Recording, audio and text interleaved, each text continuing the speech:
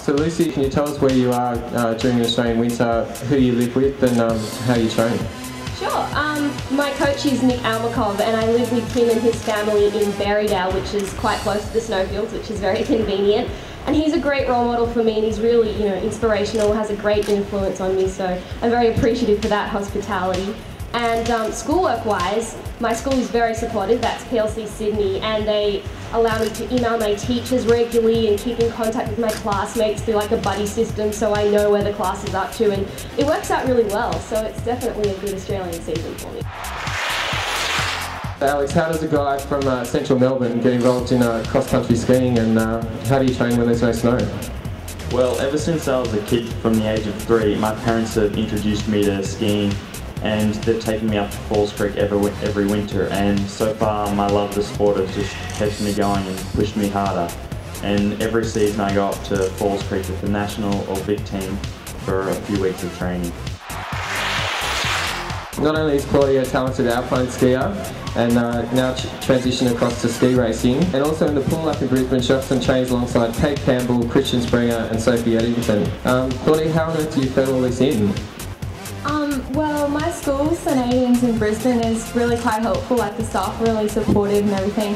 But what I do personally, I like to set myself goals, sort of know where I'm at, give myself a sense of achievement when I achieve these goals, and yeah.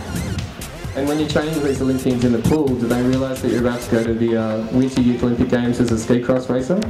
I'm not sure, I don't really tell many people myself, but I'm sure my parents have told mostly everyone. Jack has spent much of the 2011 season training with Olympians Scott Millar, Jenny Owens and Chumpy Pullen. So Jack, that's some pretty good people to be learning from. What sort of an experience was that and what did you get out of that? Well, it's definitely a great thing to be able to train with those guys because you get to look at how they ski and try and improve your own skiing.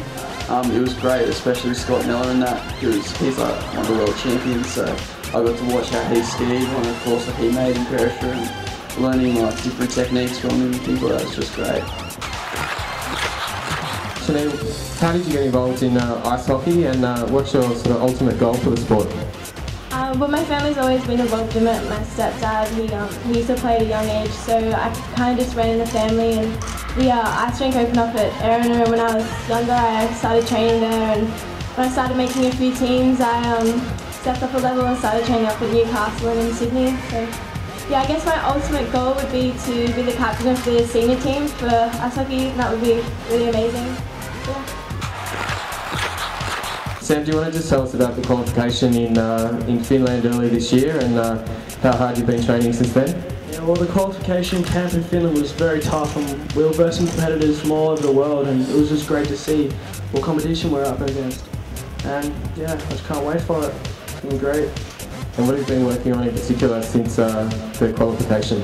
I've just been working on my skating technique, my time trials, just all I can so I can get better and hopefully do pole well in the Olympics.